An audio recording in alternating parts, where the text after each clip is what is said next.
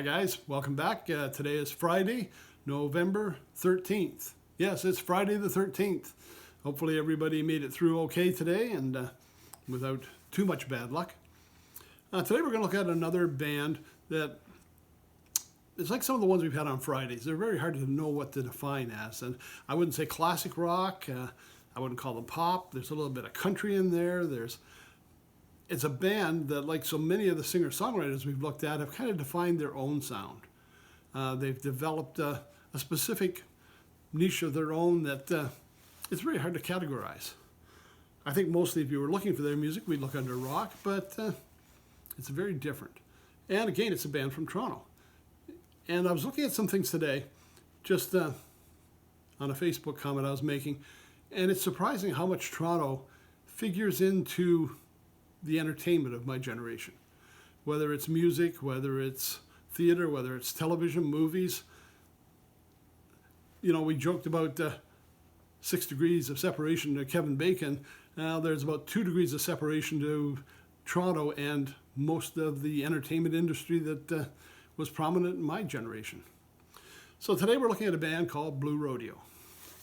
Now, Blue Rodeo, first album, called Outskirts. First came on the scene, big hit from this was a song called Try. Also, Rose-Colored Glasses. And these kind of defined the sound of the band at the time. Now, they've gone through some personnel changes, but the mainstay of the band are the two members that formed the band, Greg Keeler and Jim Cuddy. While they've stayed the same, they've added some other backup players, and actually one of the people we talked about weeks ago, they're from Shuffle Demons. I played with them on a couple of their albums. Our saxophone player, Rich Underhill. So yes, there's a lot of recordings being done. A lot of these were done in Toronto. They've got a number of albums out. They've got accolades. They're on the Canadian Music Hall of Fame. We've got Governor General's Awards. The band has really been successful. I was lucky. I worked a job one time with Blue Rodeo, not performing. I was working security at the time, and really got to see the band up close and personal. And it was an exciting band to watch. I just had a couple of Blue Rodeo albums I could put my hands on. I couldn't find my other one that was Casino and 5 Days in July. Both of those were excellent albums. And again, these are from the earlier days. And the other one, this one was called Tremolo.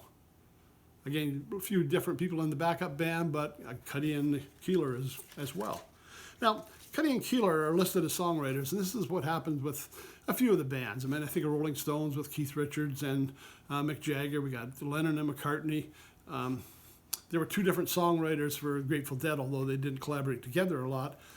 But I tend to lean towards the music of one of the writers. And to me, even though they're writing or claiming they're writing jointly, there seems to be a sound that lends itself to one performer more than others. And I found that out when I started looking at their solo albums. One here I had in case, The Light That Guides You Home by Jim Cuddy. And it became very apparent to me at that point, Jim Cuddy was the one I was gravitating to. Even though they might be writing as a partnership, the sounds and the style of songs he was writing was really what I was enjoying most out of Blue Rodeo.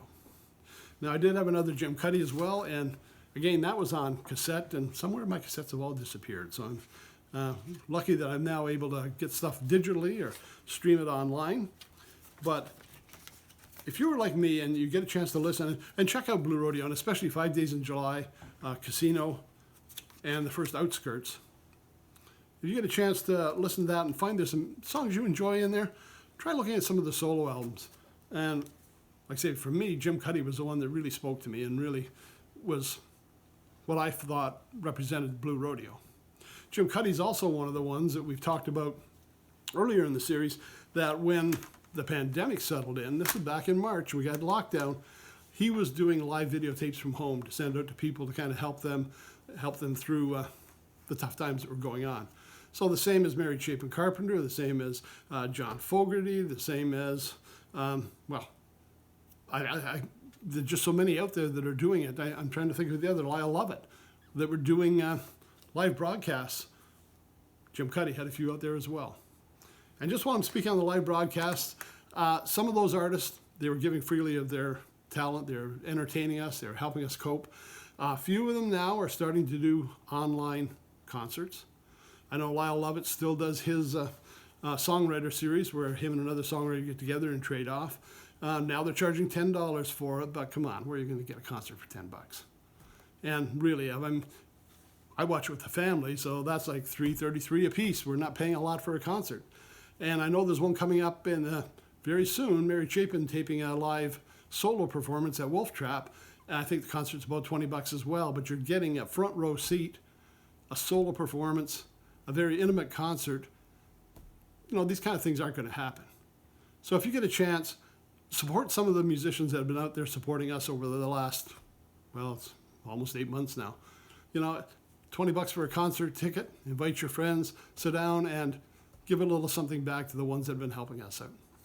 Okay, so that's it for today. Blue Rodeo, another great Toronto band, as a group and as a solo. For me, Jim Cuddy was one taking a look at. And again, music's available online. You can buy CDs, you can buy streaming networks, we can listen to it on iTunes.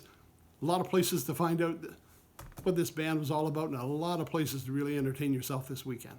So everybody, I hope you get through the rest of Friday the 13th, and we'll see you on Monday. Have a great weekend.